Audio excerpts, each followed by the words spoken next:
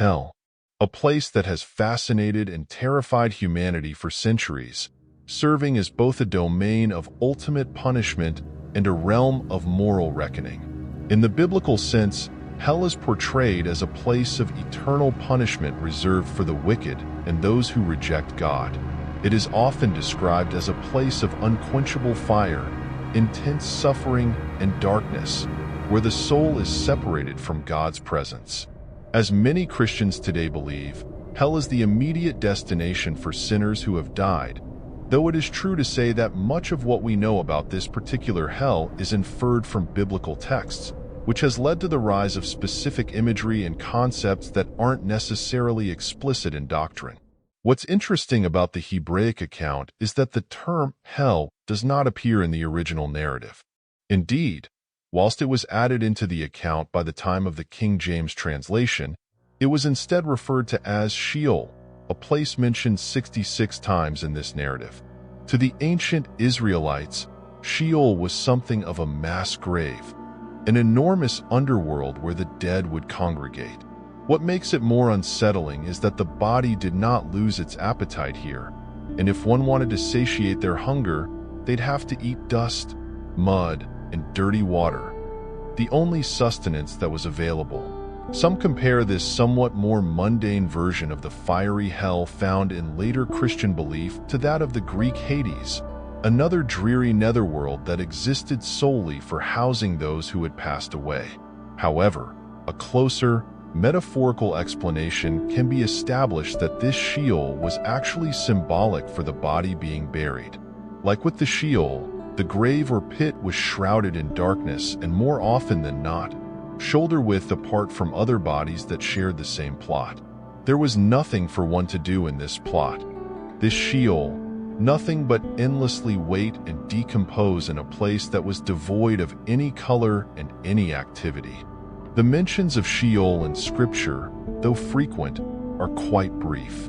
Most of the time, the author is keen to express gratitude for having escaped the daunting realm, as we see in Psalm 30 verses 2-3, and again in Psalm 86 verses 12-13. Evidently, people in the Bible were relieved to have been rescued from this domain. And whilst they aren't too expressive about what exactly went on down there, it might speak to how terrible it really was, that they were unwilling to go into any detail of what was down there. Many characters as early as Jacob in Genesis speak of Sheol as if it were common knowledge.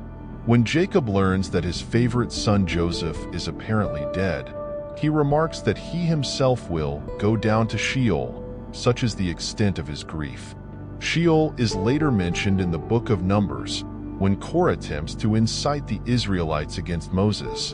Here, Moses promises that God will split open the earth and hurl Korah and his family into the dreaded realm, which actually does transpire. Moses later adds in Deuteronomy that the anger of God is a fire that burns in the depths of the Sheol, where it consumes the entire earth from the bottom up. The prophet Isaiah, meanwhile, goes to great lengths to even personify the Sheol, referring to it as possessing an ever-increasing hunger for living men, with an inclination for the souls of sinners, where their pleas and prayers cannot escape, nor even reach God's ears. This goes hand in hand with the descriptions in the book of Job, which attempt to give us a geographical estimate as to where the Sheol is, at the greatest possible distance from heaven, in the furthest depths of the earth. Another realm we see that sounds a lot like the modern idea of hell is a place known as Gehenna that shows up in both the Old and New Testament in slightly different ways. In the Old Testament, Gehenna, though not referenced by name, was believed to be a real, terrestrial location, a small valley to the south of Jerusalem known as the Valley of the Son of Hinnom. This valley has a bit of a dark history, for it was believed to be the site by which the ancient Canaanites made sacrifices to the god Moloch by burning their own children alive. This led to the consensus that this valley was a cursed place, and because its associations with the sacrifices were so gruesome and disturbing, it easily became a figurative equivalent for hell. In later traditions, this Gehenna came to be known as the burning place. a place literally emblazoned with a perpetual fire. Such a notion can be traced back to 13th century scholar Rabbi David Kimi, who wrote that the fires were maintained in this cursed valley to incinerate waste and the cadavers of animals, but also could be used to execute criminals who were thrown into these fires as punishment for their wicked ways. In this sense, Gehenna differs quite drastically from Sheol. In this tradition, Gehenna is a tangible place. It can be visited, but it also served as more than just a realm of punishment, but actually as a waste management system. Furthermore, this concept leads us to believe that Gehenna was a man-made construct, not a divine one, and was born more so out of a superstition for the dark events that had occurred there previously, courtesy of the Canaanite sacrifices. There are those who believe Gehenna is still nonetheless found in the valley of the son of Hinnom, but that it can only be accessed via specific gates that are found wedged between certain palm trees. Other accounts suggest that Gehenna can only be accessed through a small hole that lies at the bottom of the ocean. Here, some describe Gehenna as being a huge subterranean abyss that, like the universe, is ever expanding to accommodate new people who have died. To many modern believers, the concepts of Sheol and Gehenna are not recognized. This is largely due to the fact that the King James Version of the Bible does not recognize them either, but rather simplifies these phrases and concepts and presents them with the all-encompassing Anglo-Saxon word of hell. Gone are the nuances between a shadowy, overcrowded purgatory where one wanders about as a living corpse, and gone are the nuances behind the inferno that rages through the valley of the son of Ben Hinnom. Instead, through this translation, modern readers are encouraged to shuffle past these more cryptic and multifaceted concepts of the afterlife and look toward the more broad and popularized underworld that's a bit more black and white. Though it wasn't just the King James translation that ushered in this new way of thinking. There are those who believe that towards the end of the Old Testament period, and during the time Jesus was believed to walk the earth, Jewish thinking had come to form the ideas of a last day of judgment. In some Jewish sects, it is believed that when a person dies, they will not experience heaven or hell immediately, but rather experience nothing until the events of humanity have played out and God brings back to life both the righteous and the wicked. The righteous get to live forever in a peaceful kingdom upon the earth, established by God, whilst the wicked are simply obliterated from existence. It isn't until the New Testament that we get a familiar description of hell that fits the more modern perspective of what hell looks like. It is the accounts by Matthew that really help to shape the idea of hell being this fiery underworld that is more congruent with modern interpretation. In chapter 5 of his Gospel, Matthew refers to the dangers of hellfire, that being an everlasting punishment, where one will literally roast for eternity if they are sinful. We are told that this place, this dreaded, infernal place, was so bad that if you'd seen your fair share of sin, it was better to pluck your eyes out and live as a blind man than to keep both of your eyes and go to hell, for that reality was far worse.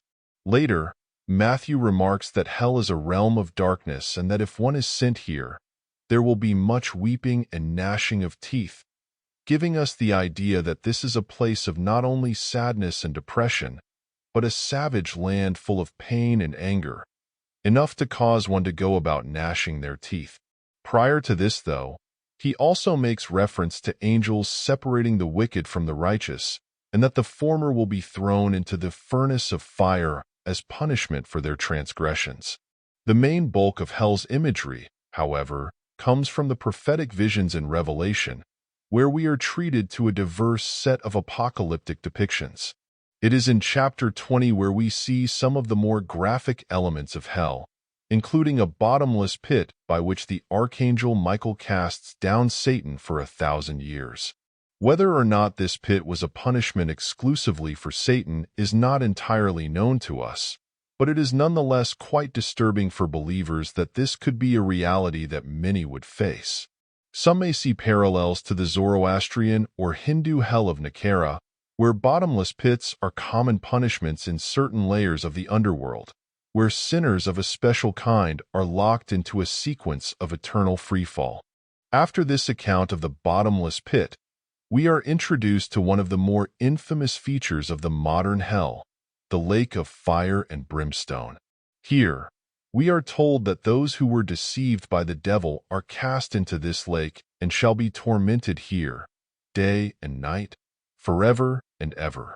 Revelation also reveals that anyone whose name is not written in the book of life, that is to say, those who are not considered worthy by God, will be cast into this lake and suffer the excruciating punishment of being perpetually incinerated.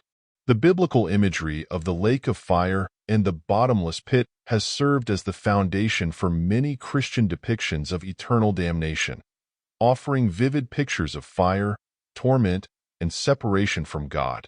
Over time, these stark images were expanded by apocryphal writings, which introduced ideas such as angels or demons torturing souls, further amplifying the horror of what we can expect from hell.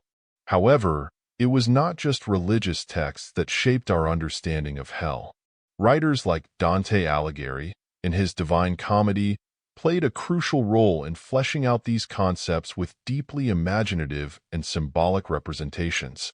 Dante's Inferno introduced a layered, meticulously structured hell, where souls are punished according to their sins in life. His portrayal of hell has left an indelible mark on Western thought, blending biblical elements with creative interpretations that resonate to this day. Ultimately, the hell we imagine today, whether as a fiery underworld, a place of relentless torture, or a realm of divine judgment, draws from both scripture and centuries of interpretation. These collective visions continue to shape our beliefs, filling in the gaps between the ancient texts and modern notions of eternal punishment. All in all, it is St. Augustine's aforementioned words that sum up most of our ideas of hell, which leaves us with a disturbing realization that we won't know what it's really like until we get there.